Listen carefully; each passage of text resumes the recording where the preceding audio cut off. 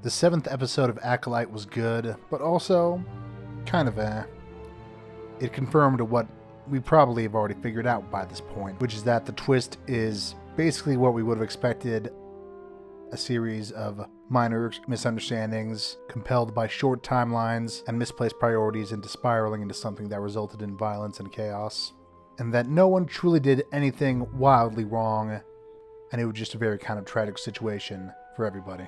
Proper spoilers from here on out. The thing about this show that is very interesting is that it comes alive whenever they focus on the Master Soul and Osha relationship. And when it does that, of course, it's doing what the very best of the prequel Jedi novels did, which was use the story of the Master-Padawan relationship to tell the story of a surrogate parent-child relationship. Audiences of all ages can find something powerful in the story of these two people pushed together and being asked to have faith and trust in each other.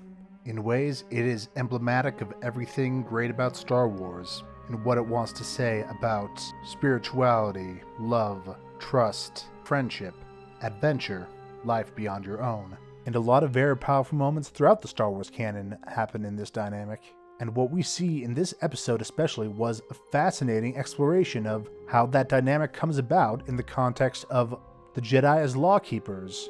The question of Jedi taking kids to raise as Jedi is its own thorny ethical problem, and I've gone into that previously. I'm not going to do it now. But what was interesting in this episode was they were instead portraying it as a kind of law-keeping problem.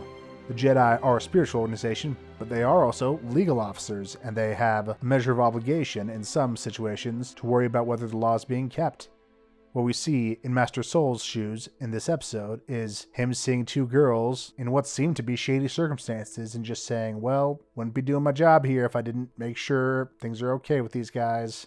And that's a very sympathetic instinct that we can all respect.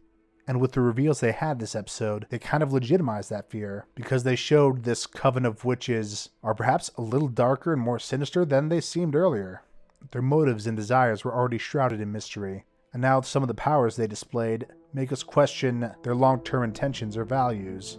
They can possess people, they can do some kind of weird smoky travel thing. It seemed like the one was trying to affect May with it. What were they going to do to these kids? Sacrifice them to the living force? Ascend them to a higher plane of existence within the Force? Possess them? Switch bodies with them? It's unclear. If this had happened in like episode 3 of Acolyte, I would have called this one of the greatest episodes of Star Wars ever, coming out of the gate comparatively, with a story about Jedi doing wrong, but other Force users also kind of seeming bad, but innocent people caught in the crossfire, and now, in the present timeline, asking us to look through this muddle and ask ourselves what the best decision is for the characters, whether they should go to jail or leave the Order or get killed in the last episode as a form of redemption.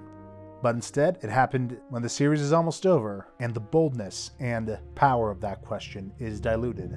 But oh well, the show's still good. The payoff was not actively bad, which was a real possibility, so let's be grateful it wasn't that.